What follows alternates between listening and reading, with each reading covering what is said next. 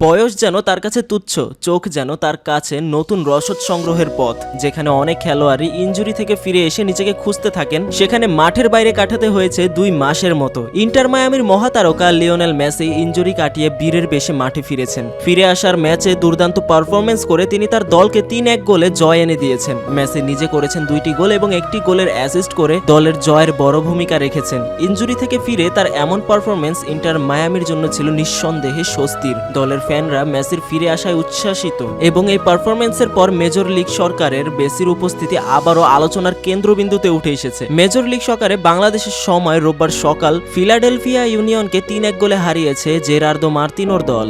ম্যাচের দ্বিতীয় মিনিটেই মিকেল ওয়ার গোলে এগিয়ে যায় ফিলাডেলফিয়া। পরে 5 মিনিটের ব্যবধানে 2 গোল করেন মেসি। ম্যাচের যোগ করার সময় সুয়ারেসের গোলে অবদানও রাখেন তিনি। গত 14 জুলাই কোপা আমেরিকার ফাইনালে খেলার সময় অ্যাঙ্কেলে চোট পান আর্জেন্টিনা অধিনায়ক। 2 মাসের বেশি সময় মাঠের বাইরে থাকা 8 বারের ব্যালন ডি'অর জয়ী খেলতে পারেননি মায়ামির সর্বশেষ 9 ম্যাচে। তাকে ছাড়াই অবশ্য সাপোর্টার্স শিল্ড জয়ের লড়াইয়ে অনেকটা এগিয়ে গেছে তার দল। এবার তিনি নিজেই দেখালেন দলকে জয়ের পথ। চোখ কাটিয়ে প্রথমবার মাঠে নেমেই দলের জয়ে অবদান রাখতে পেরে এবং পুরোটা সময় খেলতে পেরে খুব খুশি মেসি। ম্যাচ শেষে অ্যাপল টিভিকে দেওয়া সাক্ষাৎকারে সেই উচ্ছ্বাস প্রকাশ পেল তার কণ্ঠে। একটু ক্লান্ত, আর্দ্রতা ও মায়ামির গরম খুব একটা সাহায্য করছে না, তবে আমি খুব করে মাঠে ফিরতে চেয়েছিলাম। অনেকদিন মাঠের বাইরে থাকতে হয়েছে, একটু একটু করে দলের মধ্যে নিজেকে ফিরে পাচ্ছি, ভালো অনুভব করছি। আর এ কারণেই আমরা সিদ্ধান্ত নিয়েছিলাম যে আমি শুরু থেকেই খেলবো। আমি খুব খুশি। ফেরার দিনে MLS এর ইতিহাসের দারুণ এক কীর্তিও গড়েছেন মেসি। প্রতিযোগিতাটির ইতিহাসে দ্রুততম সময়ে 15 গোল ও 15 অ্যাসিস্ট করেছেন তিনি 19 ম্যাচে।